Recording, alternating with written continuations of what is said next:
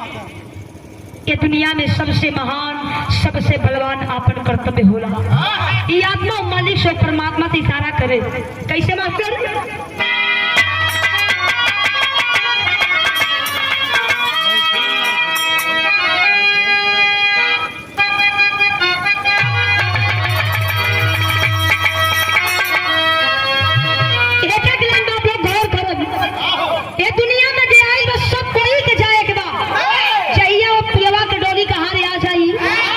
कोई ना मना पाई कहे पर कैसे मास्टर?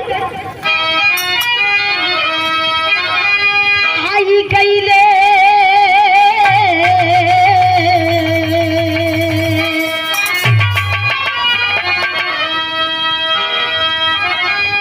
आई गईले डोलिया कहारी रे दुबरिया आई गईले डोलिया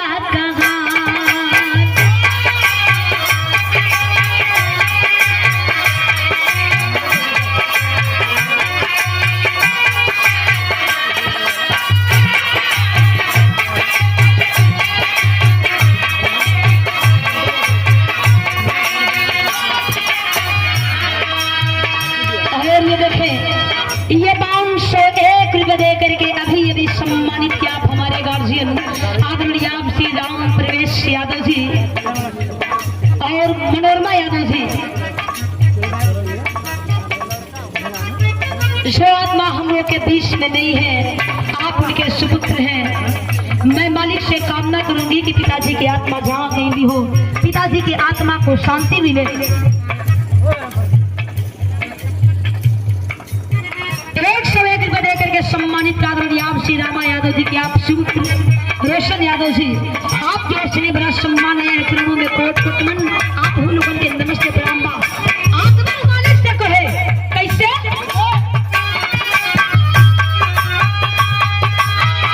आई गई गलिया आहारी रे दुबरिया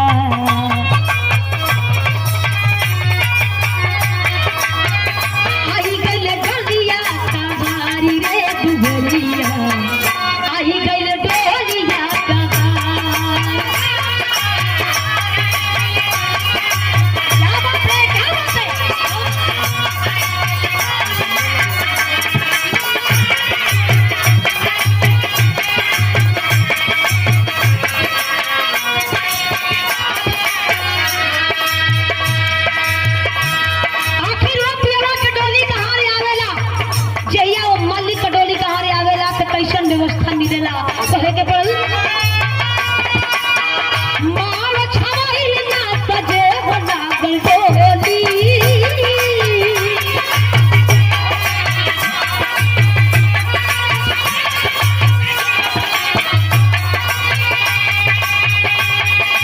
काहे लोग दहिया से उतार लागल चोली हो उतार लागल चोली।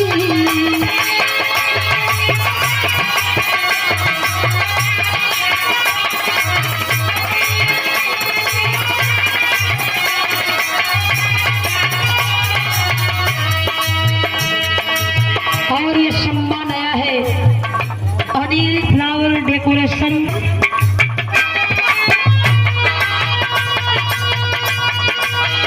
नागिनी घोड़ा सूने नागी हाथी जोड़ी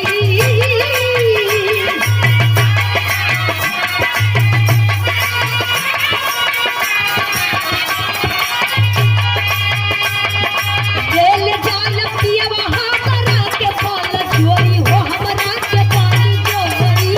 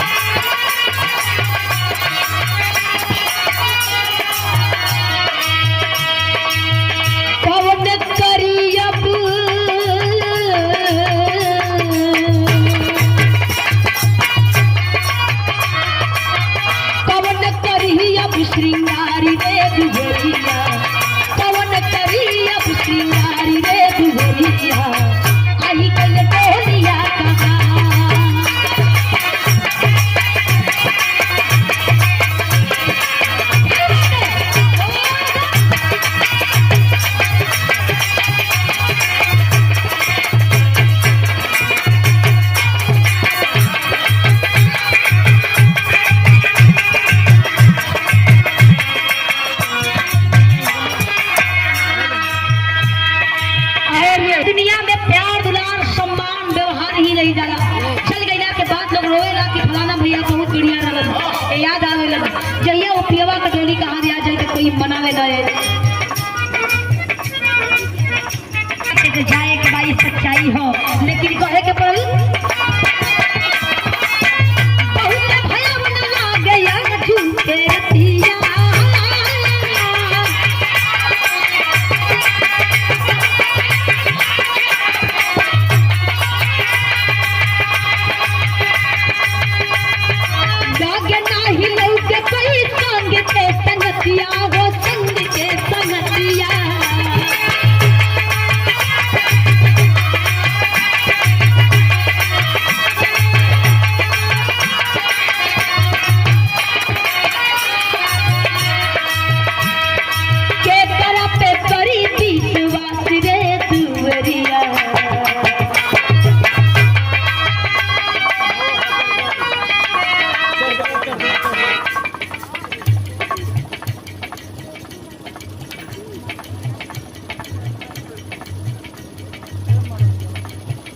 और ये 201 रुपए दे करके ये आशीर्वाद आया है। कहे के पल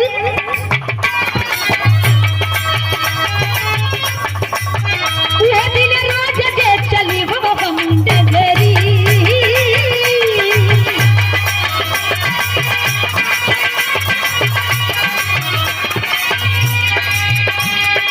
छूट जाला नहीं है छूटे पाई बाबू सगरी हो पाई बाबू सगरी।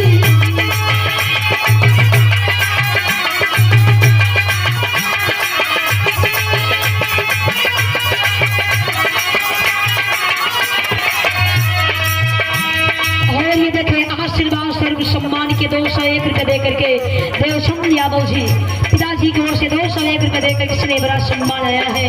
चरणों में कोट कोट मन कैसे